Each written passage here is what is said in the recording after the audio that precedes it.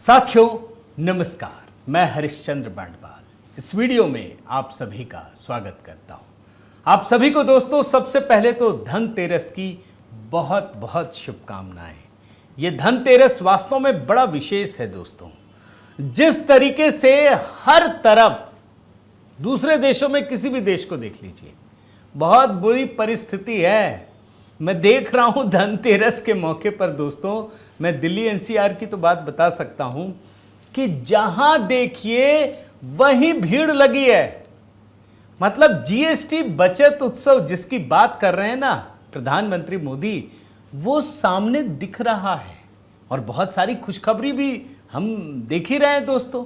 लेकिन आज बात तो हम बिहार की करेंगे, क्योंकि प्रशांत किशोर ने जितना घिनौना काम किया है दोस्तों, वो दुखद है। आज तो बहुत सारे राज खुल गए। मैं बिहार चुनाव में आपको दिखाना चाहता हूं कि कौन किससे किस प्रकार की सेटिंग कर रहा है, कैसे चल रहा है चुनाव। अभी जब नतीजे आएंगे ना तो ये कहेंगे कि देखो भैया ईवीएम में गड़बड़ी हो गई, वोट चोरी हो गई, चुनाव आयोग ने क्या कर दिया। लेकिन जो बिहार की जमीन पर हो रहा है, जिस राज का खुलासा खुद गृह मंत्री अमित शाह ने किया है, वो आपको दिखाना चाहता हूं। प्रशांत किशोर आखिर कर क्या रहे हैं, कहां जा रहे हैं, किस वोट के पीछे लपकने की कोशिश कर रहे हैं और महागठबंधन में क्या हो रहा है, ये सारी चीजें जो सेटिंग चल रही है ना, वो आपको दिखाना चाहता हूं। और हां, उस घिनौने काम की भी बात बताऊंगा। मैं निवेदन करता हूं दोस्तों, जरूर आप कमेंट करके अपनी राय दीजिएगा। बिहार चुनाव पर हर किसी की नजर है। ये छोटा चुनाव नहीं है दोस्तों। बिहार तो वैसे भी क्रांति की जमीन है, वहां तो बहुत सारी चीजें होती है। वहां जो नतीजे आते हैं ना, उसका असर पूरे देश पर पड़ता है, ये भी याद रखिए। और आज तो वैसे भी पूरा देश नीतीश कुमार की ओर देखता, आप जानते हैं। तो आपके कमेंट की प्रतीक्षा है दोस्तों। और हाँ, देखिए एचबी मेलोडी पर लगातार गीतों का सिलसिला जारी है। लास्ट ईयर दोस्तों हमने दीपावली पर एक गीत तैयार किया था, इसीलिए इस बार कर नहीं पाया। छठ पूजा पर तो हमने किया ही है, लेकिन अगला गीत बिहार चुनाव पर है, तो नजरें बनाए रखिए। आजकल मैं किसी भी समय दोस्तों बिहार चुनाव पर एक शानदार गीत अपलोड करने जा रहा हूं। आइए शुरू करते हैं। अमित शाह ने एक बहुत बड़ी बात कही दोस्तों। बहुत सारे लोगों को यकीन नहीं होगा, लेकिन कैसे यकीन कर लीजिए। और वैसे भी अमित शाह अगर कह रहे हैं, भविष्यवाणी कर रहे हैं, तो कोई हल्के में ले नहीं सकता।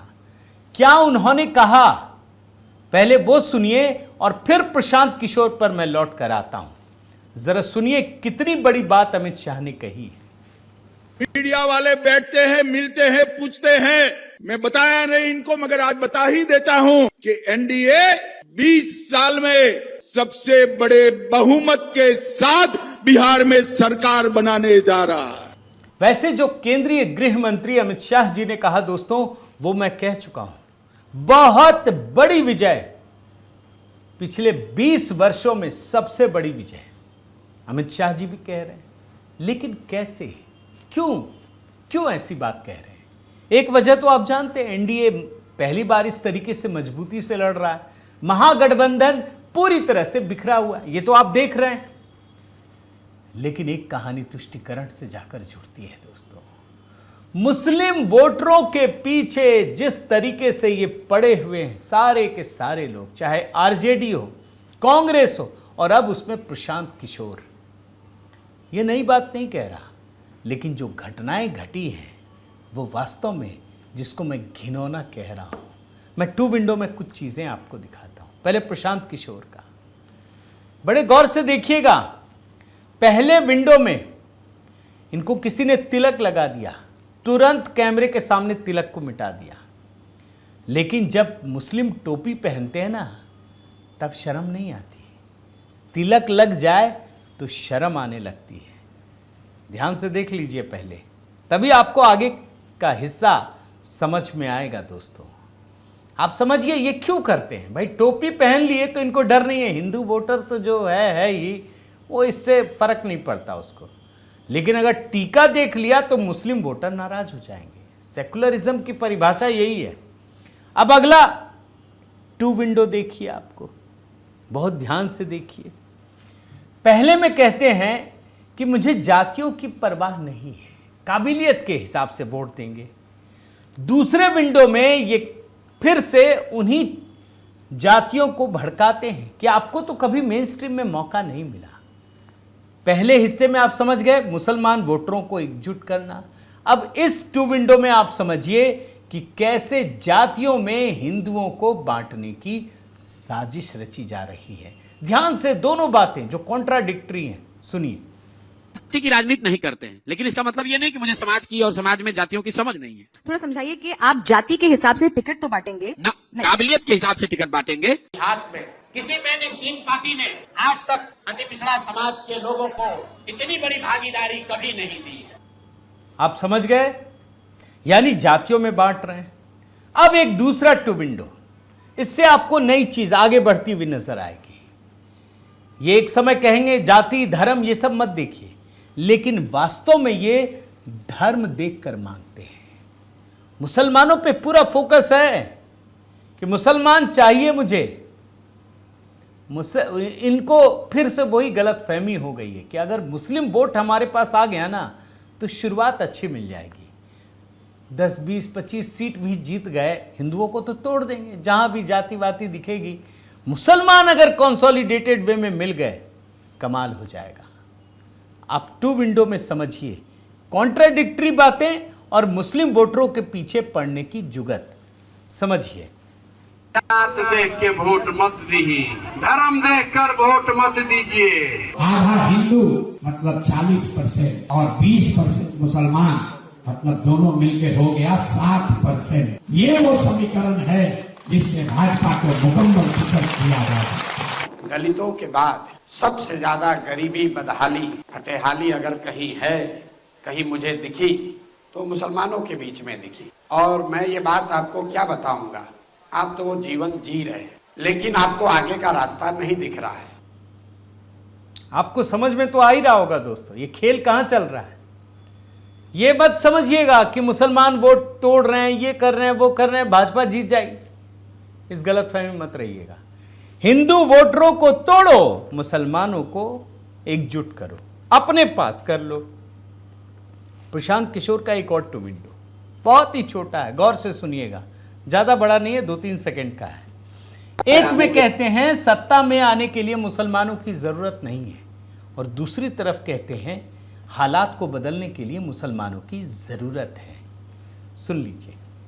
आने के लिए मुसलमानों की कोई जरूरत नहीं है, हालात को बदलने के लिए मुसलमानों की जरूरत है। ये सारे टू विंडो ये बताने के लिए थे दोस्तों कि प्रशांत किशोर आखिर बहुत ही महीन तरीके से पहुंच कहां रहे हैं। आप जानते हैं दोस्तों, बड़े लोग माहौल बना रहे थे, प्रशांत किशोर बदल देंगे, ये कर देंगे, वो कर देंगे। भाई प्रशांत किशोर तो जमीन के हालात को भांपते हैं, यही हम जानते हैं। भांप गए, कुछ नहीं होगा, बर्बाद भी हो गए, पैसा भी बर्बाद हो गया। और इसीलिए प्रशांत किशोर ने यह तय किया कि वो चुनाव नहीं लड़ेंगे। राघोपुर से ताल ठोक रहे थे ना, और इससे पहले भाजपा के नेताओं की पोल पट्टी खोल रहे थे। यही दो चीज आपने देखा। प्रशांत किशोर को यह बात समझ में आ गई, ना मैं 3 में हूं, ना मैं 13 में हूं, तो हमारी राजनीति आगे बढ़ेगी कैसी। वो समझ गए कि बस मुसलमान वोट चाहिए। और आप जानकर हैरान हो जाएंगे दोस्तों कि प्रशांत किशोर ने तुष्टीकरण में यह तय किया है कि वो शायद तेजस्वी से भी आगे निकल जाए, वो वैसे से भी आगे निकल जाए।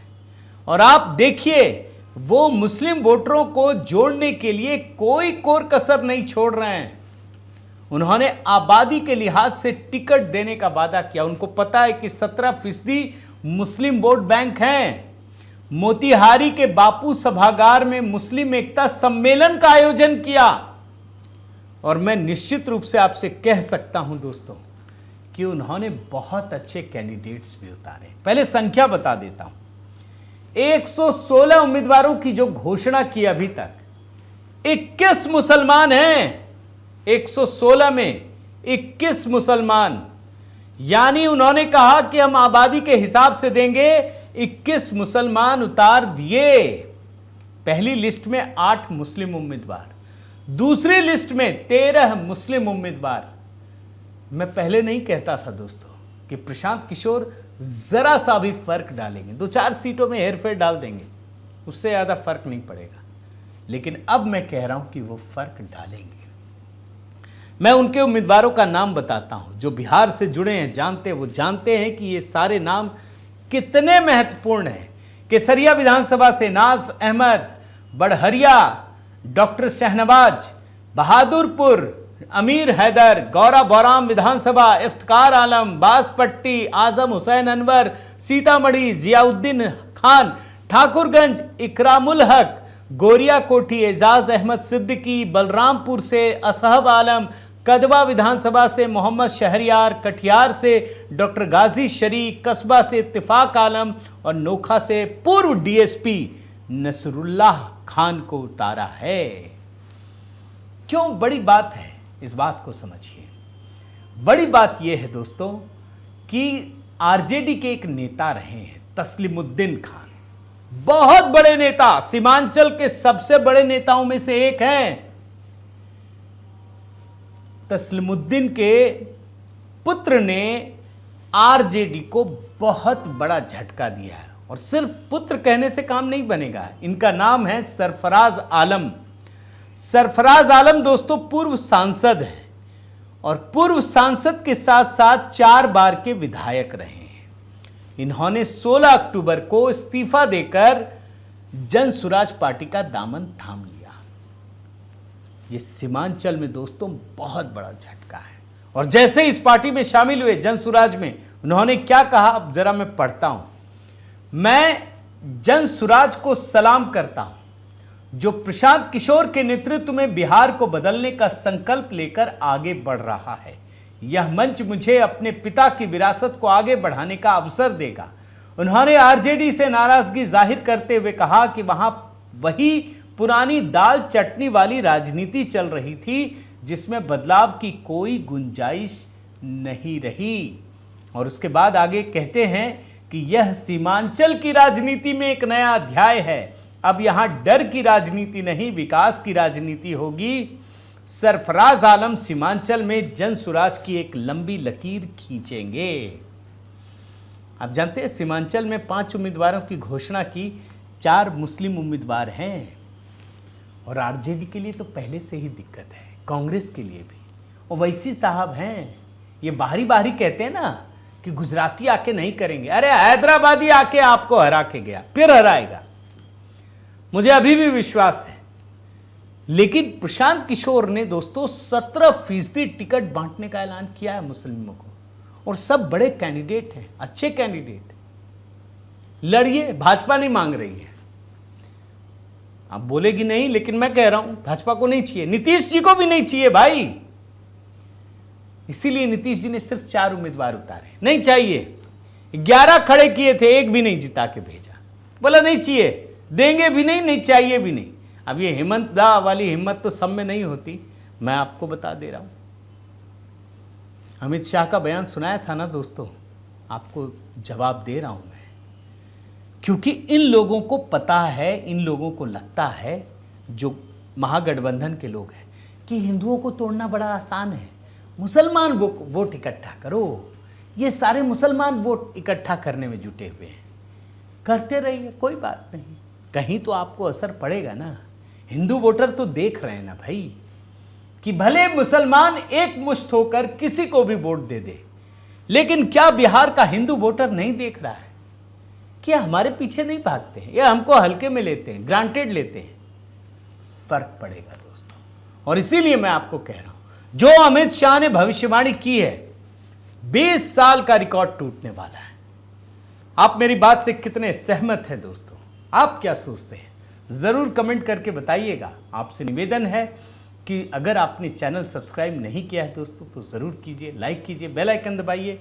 और हाँ, देखिए धनतेरस का दिन है दोस्तों, तो आप सभी को धनतेरस की शुभकामनाएं। HB मेलोडी पर दिवाली पर तो हमने किया ही था, साथ ही ये छठ पूजा का गीत है दोस्तों, और बिहार चुनाव का गीत या तो आज देर रात तक या फिर कल अपलोड करूंगा। तो बने रहिए, जुड़े रहिए। बहुत बहुत धन्यवाद। जय सिया राम।